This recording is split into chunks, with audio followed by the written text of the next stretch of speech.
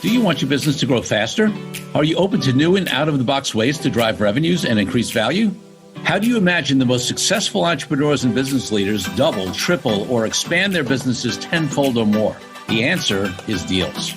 This is a weekly podcast featuring conversations with business owners, executives, and leaders as we reveal behind-the-scenes details that give you, our listeners, the confidence to pursue your own deal-driven growth. On the show, we discuss a huge variety of deals, everything from large, complex mergers and acquisitions to smaller deals that you can do even without significant capital. My name is Corey Kupfer, and I've been supporting deal-driven growth for businesses for 35 years as a successful entrepreneur, professional negotiator, and attorney. My goal is to help you strategize, plan for, find, and complete deals that will help your company grow faster. Welcome to the Deal Quest podcast. Let's get started. Kevin Amolsch is a successful real estate investor and private money lender. He earned his degree in finance after serving 4 years in the U.S. Army. After college, Kevin spent 2 years working with Wall Street as a mortgage bond analyst before leaving to work in real estate financing for investors full-time. He and his companies have closed over 2,400 transactions as a buyer, seller, or private money lender. He has spent 2 decades as a real estate investor and 16 years in real estate lending. He's the author of The 45-Day Investor, a frequent speaker, and has been quoted in the Las Vegas Review-Journal, the Denver Post, Yahoo Real Estate, Denver Business Journal, and Forbes. Kevin, welcome to the Deal Quest podcast. Corey, thank you so much for having me. I'm excited to be here. So, listen, real estate investing, finance, all this great stuff, 2,400 deals, super impressive.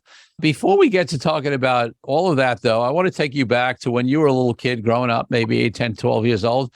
What did you want to be? Because I'm guessing a real estate investor and lender and financer was not it at that age, but you tell me. That's funny. You're the first person to ever ask me that question. And I'm taking myself back to that time. And I got to tell you, I was an entrepreneur back then. I was riding my bike for about 40 minutes it was called Farmore. It was a drugstore where I could buy bubble gum. So I'd buy a pack of bubble gum for $1 and it came in 4 packs. And I'd go sell those for 50 cents a pack, make $1 on the thing. And so I was selling bubble gum at school when I was 12 and 13 years old. So I knew I had to be an entrepreneur. I just didn't know exactly what path that looked like. Love it. I love these early entrepreneurial stories. I have one of my own. I won't tell it here. I've told it on the podcast before. I mean, listen, some people come to entrepreneurship later in life. Some are situational entrepreneurs, but it is really interesting how many people do have these early stories of some sort of entrepreneurial, venture. So that's awesome. One other question looking back, what was your first deal of any type? It could be something early in your career, or maybe it was, being a kid entrepreneur. Maybe it was not a sale, but like any kind of deal of any type. I know this doesn't count, so I'm not going to try to avoid your question, but gosh, getting my first lawn mowing gig, right? The one that was going to be consistent every week. That was really a big deal for me, but trying to think of structuring a deal. I traded baseball cards when I was younger. And I remember there was this one baseball card. It was a Frank Thomas error card. It was a Topps.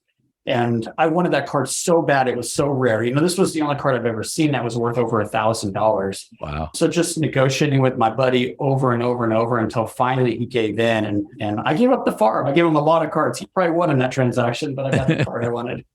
Well, obviously he could sense your level of desire, right? And he levers that, right? I love it. All right. So listen, we definitely hit on, the high level in the bio, but give us a little more specifically who you do deals for, what types of deals, residential, commercial size, that kind of give us the landscape. Yeah, I love real estate. I love deals. When I was in the Army, I wasn't spending any money. I've always been real frugal. I grew up that way. So I was building a little bit of a savings account. I started reading books like where can I put this money in? And then I picked up that little purple Bible that we all know about, Rich Dad, Poor Dad. And it talked about investing in real estate and how it can create the life of your dreams, right? And Kiyosaki's very much into real estate. And so I started focusing my books that I was reading on real estate investing. And then before I got out of the Army, I had purchased my first home. It was right in the middle of the ghetto, if there is one of those in Denver. Pretty rough area. Got out of the Army, moved into it, lived there for a couple of years, moved out and decided to keep that as my rental. So there I was 23 years old, just turned 23, and I had my first rental property.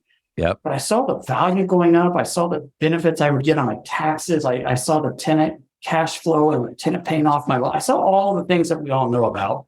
And then it was then that I decided, real estate is going to be the vehicle that makes me rich. And I just decided to really focus in on that asset. Yeah. So what is it? Let's talk about how that manifests now, right? In terms of, you're still doing your own investing. I know you're doing some lending. So talk about all the things you're doing now and who are the people you're working with and what types of deals. Yeah. So I guess there's kind of two sides here. I still do quite a bit of my own investing. Like you said, I've invested in some industrial buildings and some new development projects and that kind of thing. But on the Pine Financial side, the company where I spend the majority of my time, I'm helping other real estate investors fund their transactions. Mm-hmm. So we run multiple mortgage funds. Our most recent is about 18 months old at this point. It's a public fund, which I'm really proud of. That was not an easy process. Mm-hmm. So we're fully approved to offer to accredited and non-accredited investors. And I could promise a return. So we have an 8% return on that thing. And we use that to make loans to real estate developers at 10 and 12%. And everybody's making money. So I'm kind of doing my dream here, Corey, to be honest with you. And you had done prior funds that were private before this one? Yeah, everything we did was private, but there's so many restrictions around that. Yep. Accredited versus non-accredited. And I would hit like a non-accredited investor limit. I'd have to start a new fund. And then I'd hit a limit and have to start. And so it's just like this, I have this like freaking menu of mortgage funds. Like, how do I consolidate? And so we decided to go the public route. Love it. So let's talk about when you started raising in your original fund. I mean, I've dabbled in this a little bit. I had a couple of funds with a partner. We did some multifamily residential. We did a couple of small condo conversions and, raised mainly money from people we knew, right? And that wasn't something we continue with. But so I've been through that process a little bit. And, there's a lot that comes up around that, right? First of all, just the responsibility for other people's money, the ability to raise that capital, who you can raise it from, what their expectations are. What had you first get into that aspect? Because it's very different than investing your own money and or getting other people's money to invest in your projects than to be the one who's raising, and where did you raise your original capital from to do this? So we'll go back to 2006. I had started working with another mortgage broker that was giving me hard money loans at the time for my own fix and flips. Yep. She wanted to take me under her wing and help teach me the business. And so I started learning from her, but she wouldn't give me access to her capital. She basically said, you have to go out and raise your own, with one exception. I met John. John had $100,000 and he says, well, you can loan out my money. And so this was a referral from her. And so I went to the real estate like a broker sales meeting. Okay. And I just got up in front of the room and said, I have $100,000. I said, one second, let me know, let's talk. And loaned that money out the very next week. And I shared points. I gave them all the interest. So I made a little $2,000 commission on this one transaction, just brokering a private money lender with a real estate investor to do a fix and flip. Yep. And so I started growing from there, and I started teaching classes and webinars and seminars and telling people what I was doing. Turns out I was doing everything absolutely incorrectly, and I learned the hard way on that. We can go that direction. We can talk about that story if you want. Oh, absolutely. But eventually I had to go out and get my license once I realized I needed that. So I went out and got that and started Pine Financial. And it was doing really well, except for I was getting feedback. The amount to invest is too high. There's no liquidity. There's no diversification. So to solve all three of those, we put together our first fund. That was 2009. 2009. Okay. Interesting. So, I mean, that was a interesting time. Obviously, significant challenges and opportunities at that time. So, yeah, let's talk about the advantages of a fund, because frankly, what motivated me at the time we put together some of that stuff is that there were a couple of opportunities that I saw that were great opportunities. But by the time I was able to raise the capital, or even started to raise the capital for that deal specific thing, the opportunity was gone. Right. So right. because that was the motivator for me. Was it similar for you? Because I've had people on the show even who still do just deal specific, SPVs, raising money for particular deals, and they haven't moved to a fund model. So yeah, what was that the trigger for you mainly? No, because we never did single asset. I've done one syndication, and that was one property we already owned, so there was no time crunch there. Got it. We were doing open-end blind funds the entire time, and because we knew that we could go out and generate the business, and we can go loan that money out. Yep. And I've always had a queue of private investors that don't want to go in a fund. They're worried about transparency and Ponzi schemes and some of those things, so they wanted individual loans. So I've always had my queue of individual investors. but I would loan out my money in the fund first. And if I needed additional money, I would go to my queue. Got it. But I think the motivation really, Corey, was those three, the feedback I was getting from investors. They wanted to invest 25 grand, not 150 or 200 grand. Yeah. Yeah, it made sense. And obviously it's different. Our funds were for direct investment. Your funds are for lending to people who are doing projects, so interesting. Okay. So let's talk about the decision to then go for, to the public fund and let's break it. We have some folks who are very sophisticated, understand everything we're talking about, including accredited investors, non-accredited investors. But as this podcast has grown from the 60 or 80 people who used to listen to my first few episodes to the 40,000 people a month, who listen now, we have people at a variety of levels, some people who just learn about deals and whatever. So when we talk about it, basically the short version of the law says an accredited investor are sort of what they claim are smart, rich people. It's basically you need to have a certain net worth or a certain, $1 million above net worth without home value, which they took out of it a few years back, or earn, what is it now? Is it 200,000 single and 300,000 married? Yeah. So, basically what the law says, right, is if you're above a certain income level, asset level, they assume you can basically protect yourself. Whereas if you're below that, unaccredited, you need some additional protections. So when you say that the public fund has given you the ability and you hit limits, just explain that a little more. Like, you don't have to get into every legal rule. I'm the lawyer, but just so people understand that motivation and a little bit more about how that works. Yeah, so these are Reg Ds. These are the private offerings. And when you have a Reg D with one exception, it has to be within your network. So that's the biggest restriction. There's no advertising. Yep. And you can only accept up to 35 non-accredited investors. So we're trying to build this big fund, which it would allow you to do. You can only do 5 million in a year, but you could continue each year and keep adding to it. But once you hit that 35, you're done. You can't do anymore. So we would hit that 35 non-accredited investor limit. And the way around the regulation is just to start a new fund and then it starts over. So it's just starting new funds, unlimited accredited investors. And an interesting thing with the Jobs Act, where you guys probably know that this, and I'm sure some of your listeners do too, but now you're allowed to advertise in a Reg D, the 506C. So the restriction there is accredited investors only, but the huge benefit is you can put up a website. Right. Yeah. I mean, you never used to be able to advertise any of the Reg D deals before the job. Okay. So now you go for this public fund, right?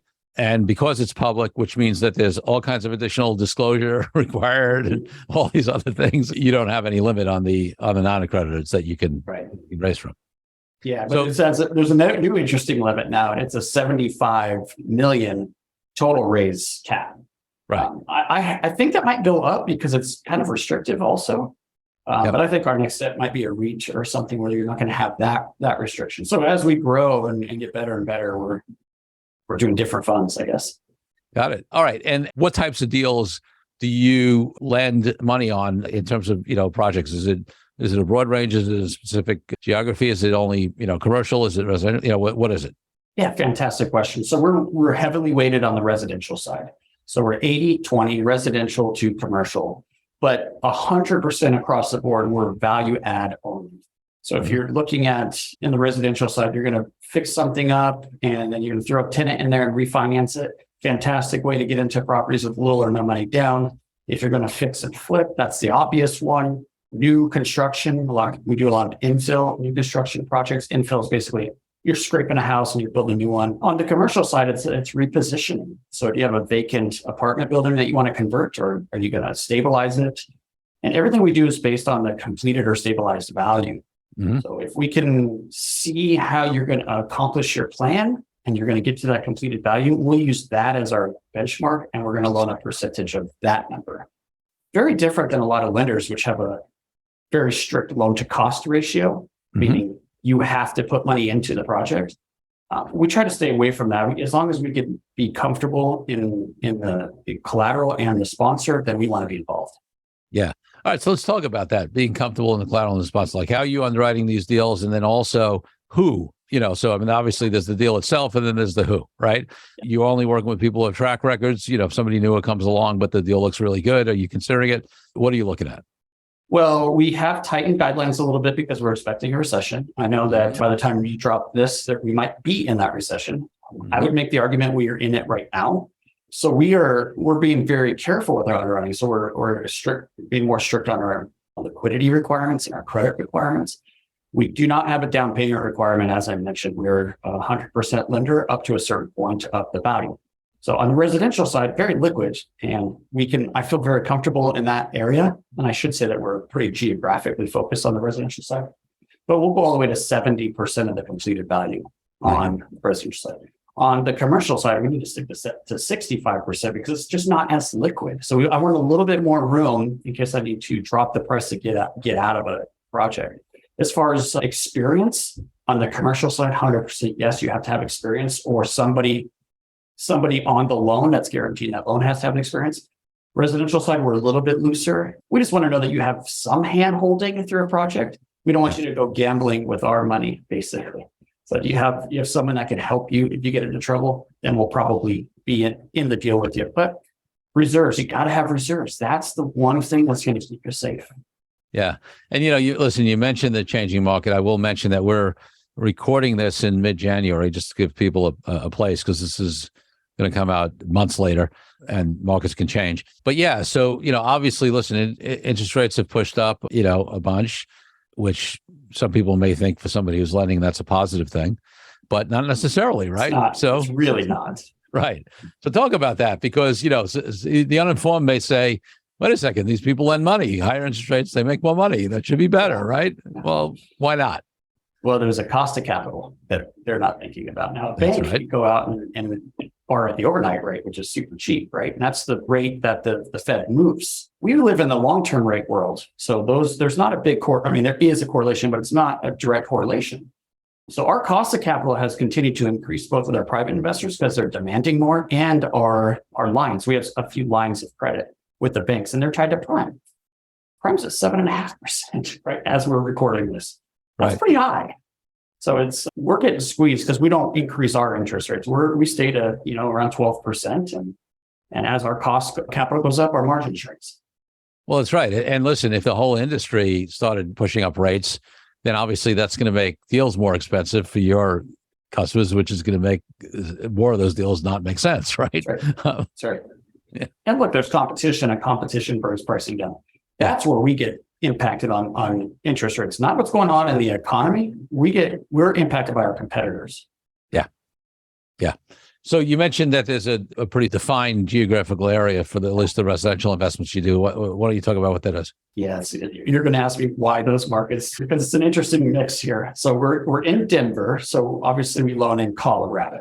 Yep. We do a lot of business in the Twin Cities and Minnesota because we had some family out there. And a big risk in this business is inspections and limiting fraud. So, there's been cases where appraisers or inspectors would inspect a different property than they're supposed to, just so that the lender would release draw money. And then that's a recipe for disaster. So we decided to prevent that. So we went to Minnesota, and then right across the border is Wisconsin. So we've been doing some stuff in Wisconsin. And then finally, we just started loaning quite a bit in Washington, D.C. because we have some connections down there or over there. Yeah, people on the ground, right? I mean, that's, That's right. Yeah. That's right. Yeah. Interesting stuff.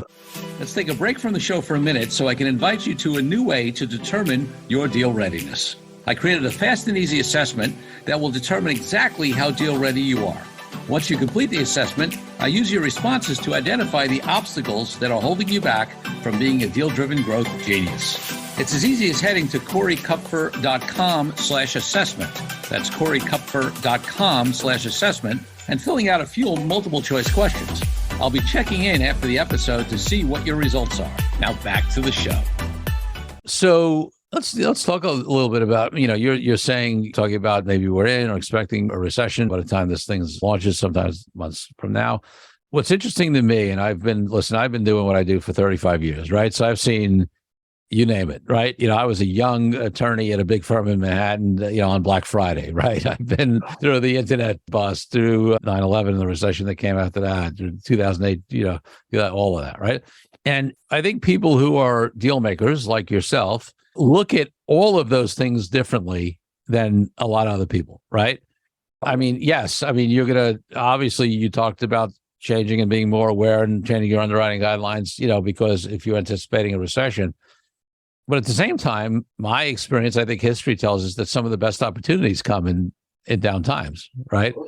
So tell me about your experience with that, and maybe what kind of opportunities might be coming out of some of the challenges that we have seen and maybe seeing in the months to come. Yeah.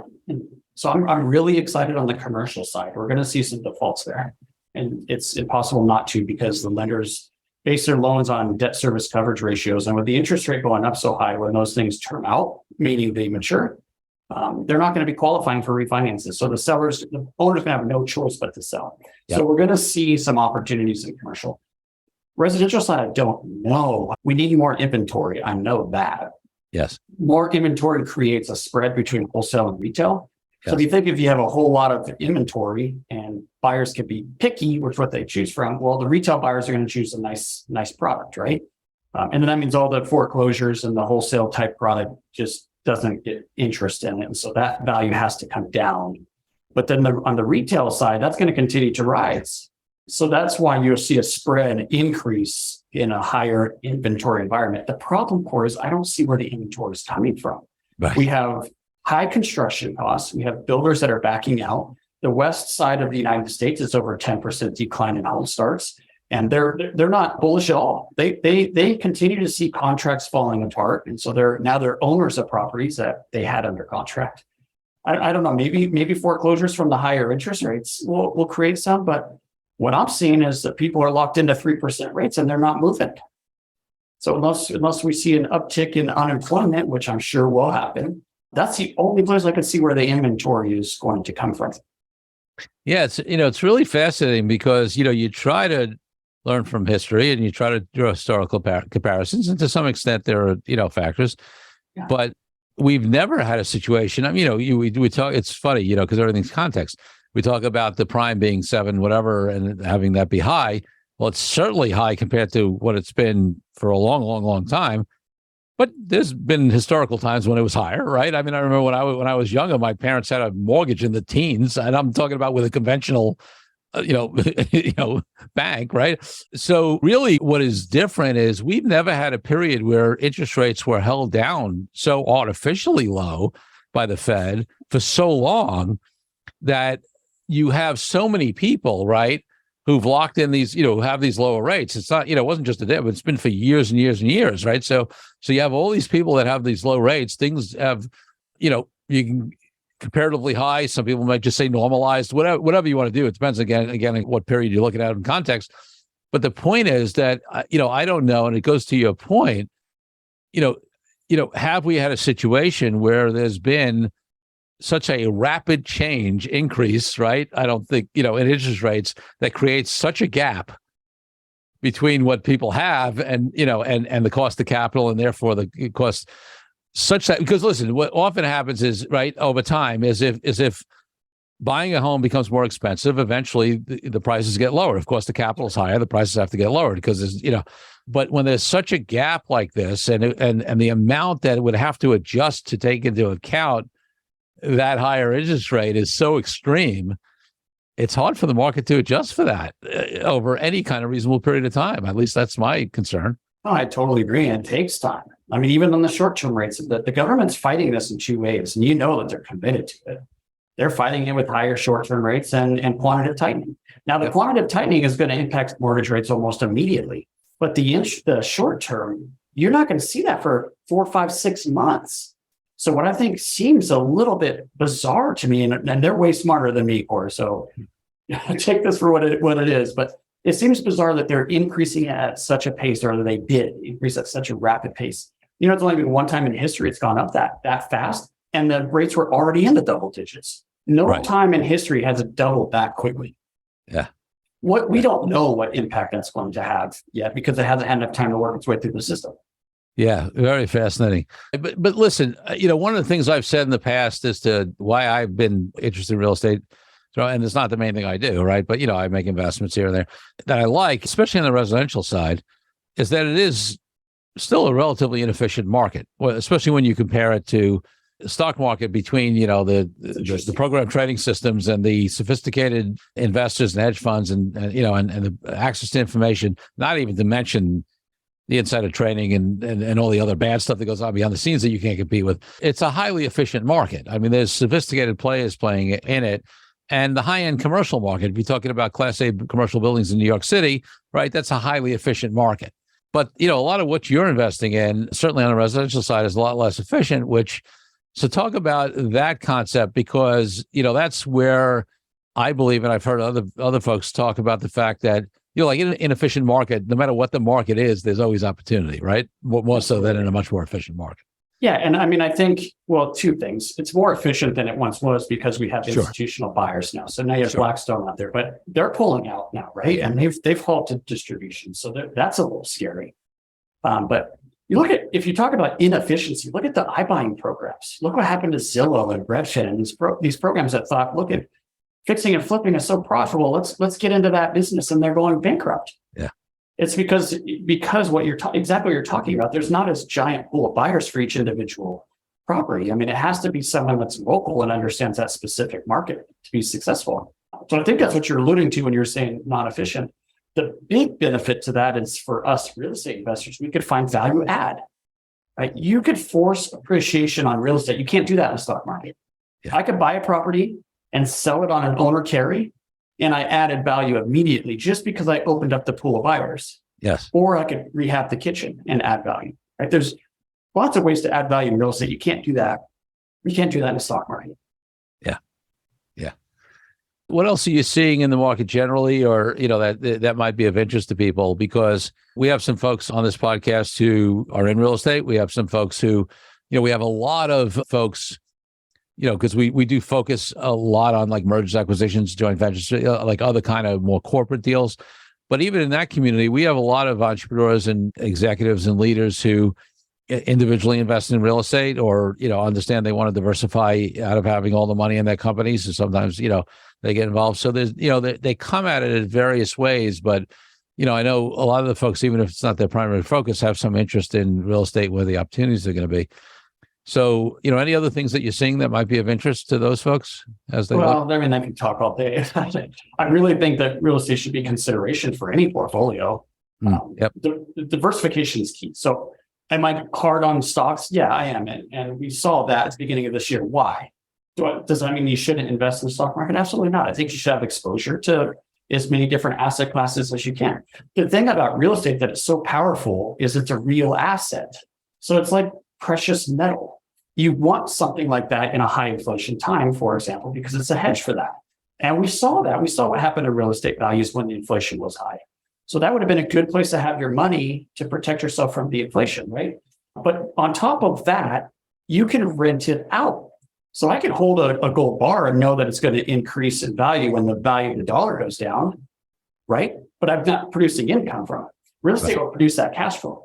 And the multiple streams of income is how you become free.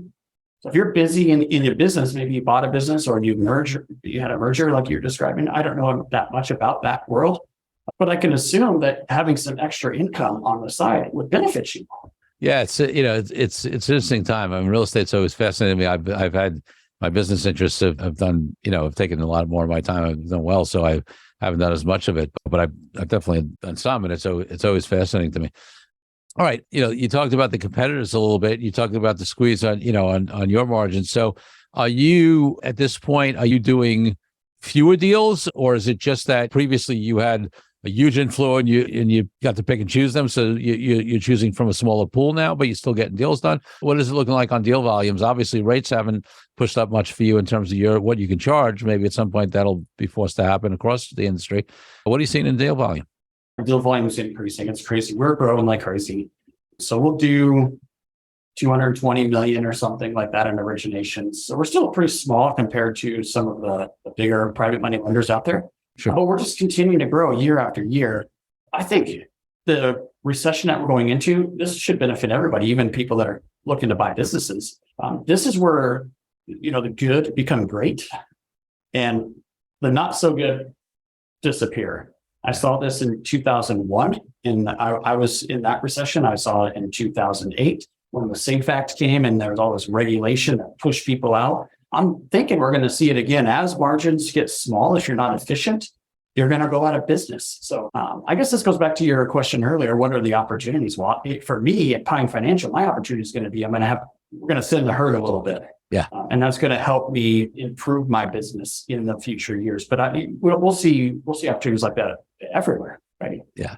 When people are hurting, that's when there's going to be opportunities, as disgusting as that sounds. No, it's definitely true. And some people automatically go to the place of, opportunistic buyers, and then they take advantage of people. But that's not, so I mean, is there some of that out there that goes on in every month? Sure.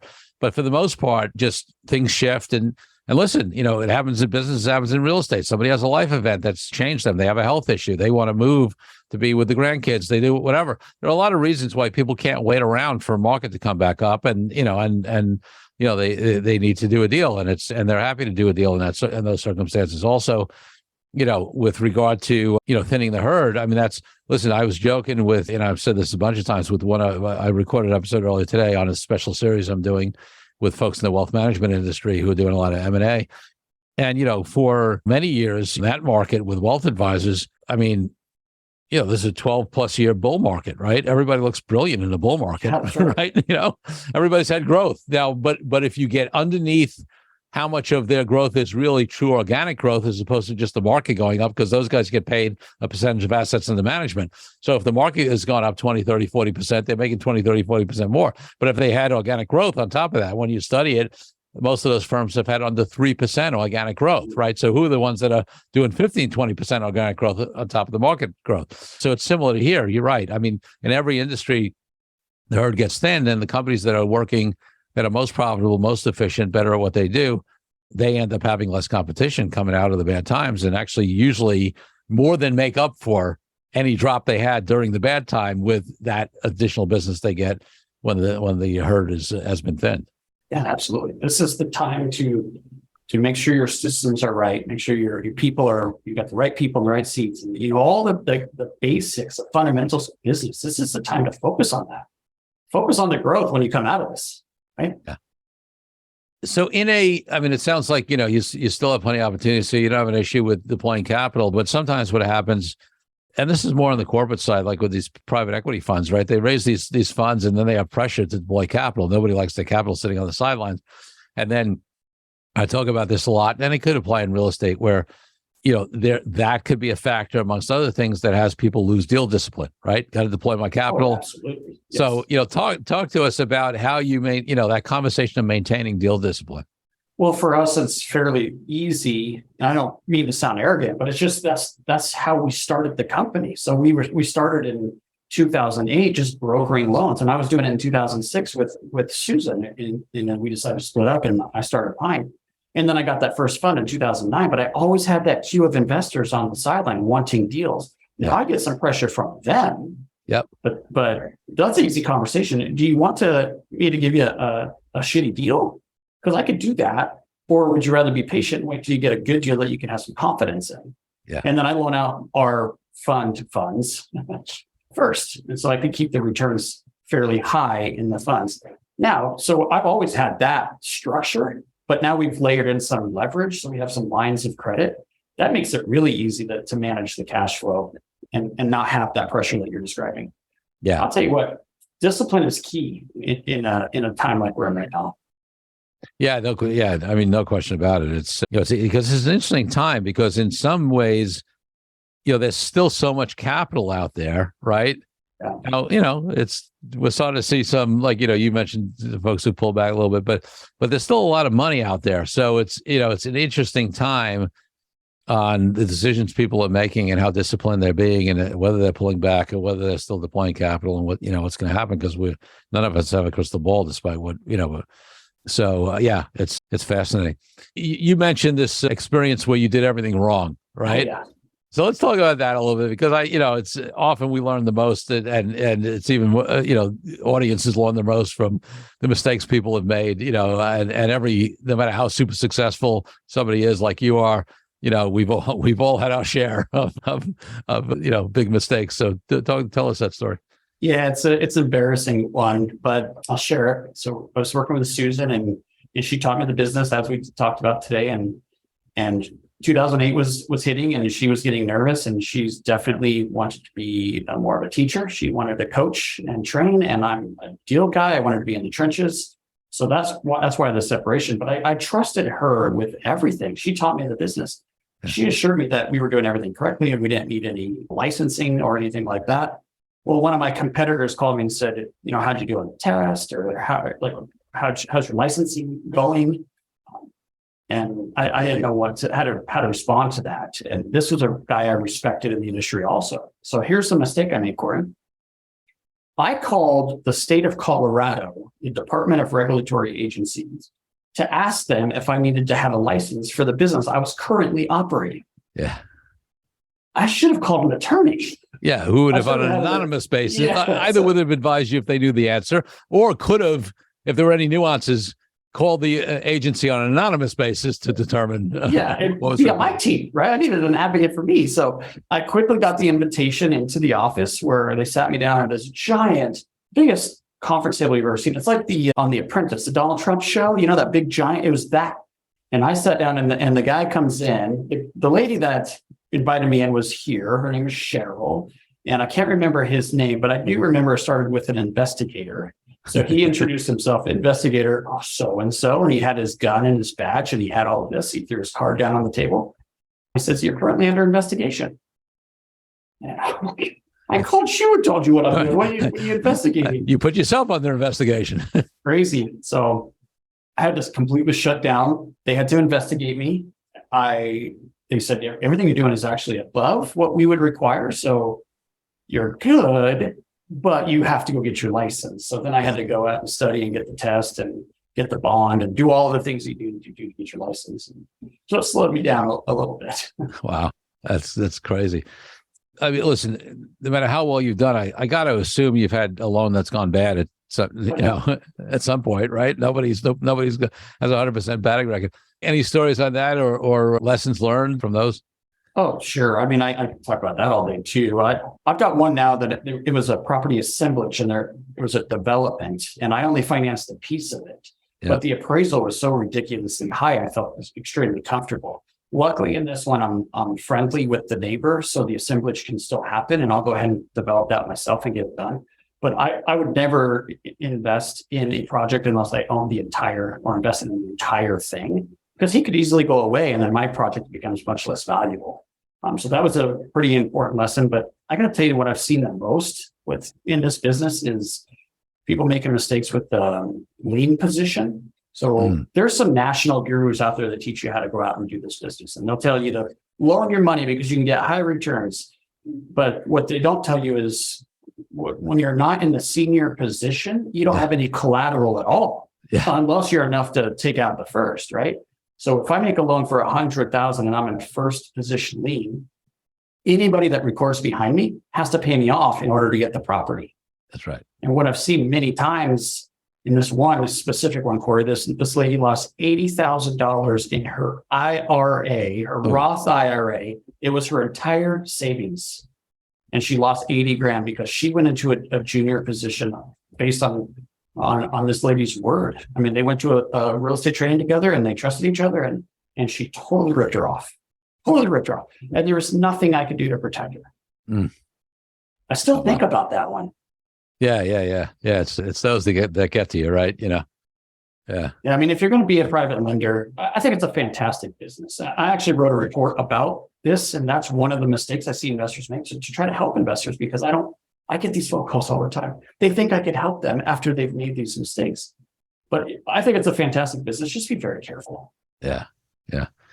So are you raising capital? Is your fund closed? Where you at on that side? Yeah, we're raising capital. We're about 45 million. We're going to go all the way to the 75. And then, as we discussed, might go over to a REIT or some other option. Yep. So it's really simple. It's only a $10,000 minimum investment. It's 8% return. We pay out every single month. Got it. Before I go to my final two questions, anything else that you want to say about the market, about your business, about anything that would be useful to the audience? I would say don't freak out on the market. This is absolutely an attack on real estate because we're going into a recession because of interest rates, but it's not 2008. They're very, very different. I get that question a lot. Yeah. We're not going to see, I just don't see how we can see what we saw in 2008. This resembles more of the savings and loan crisis, which you were probably working in New York at the time. But the savings and loans crisis had a really high inflation, which they combated with really high interest rates. So it's much more similar to that than it was in 2008. So I would just say, don't freak out. Everything's going to be okay. Good advice. So before I ask you a final question, what's the best place for people to find out more about, what you have going on? Yeah, if you're interested in that report that I mentioned on the private lending side, if you want to make a passive return and you don't want to use someone like me to help you, you could get that report. Or I wrote a report comparing 1990 to now and how I'm seeing the resemblance there to try to help people make good decisions. So I put both of those reports totally free at thepinereport.com. Otherwise, find us at pinefinancialgroup.com. Great. So, Kevin, my final question on the podcast is always about my highest ideal in life, which is freedom. And for me, that means everything from freedom around the world for all people from oppression to why I've been an entrepreneur for decades and haven't had a boss. What does freedom mean to you, and how does it impact your life and business? So freedom, I immediately go to the financial freedom because that's what we all think so much about. So let's do what you want, when you want, with who you want, right? So the Robert Kiyosaki, do you have enough passive income to pay all your expenses and not have to worry about working? So I was lucky enough to accomplish that long before I turned 40. And I'll tell you now, freedom is way bigger than that. Yeah. So it's just the emotional freedom. It's like you described, helping other people. I have a passion for kids. I hate seeing kids that are born into families that don't care about them, and then they don't have a fighting chance. So one of my big whys is to help them. So I support, clubs like the Boys and Girls Club and different charities like that. Yeah. So now it's about that's helping me more than the money at this point. Yeah. Love it. Love that. Kevin Amolsch, thanks for being such a great guest on the Deal Quest podcast. All right. Thank you so much for having me.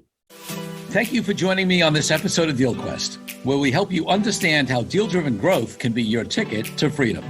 I want to invite you to a unique way to tap into the wisdom and experience of the Deal Quest community. Join the Deal Quest Deal Den Zoom calls, a free monthly 90-minute mastermind. In the mastermind, we address all the challenges you may be facing and help support you with the opportunities that may arise in terms of deal-driven growth. You will get input not only from me, but all the members on the call will collaborate and serve each other in a mastermind format. To sign up for the free mastermind, go to www.corykupfer.com/dealden. That's corykupfer.com/dealden. I'll see you there. I'm Corey Kupfer. Until next week, wishing you the freedom and financial prosperity that I know your Deal Quest will bring.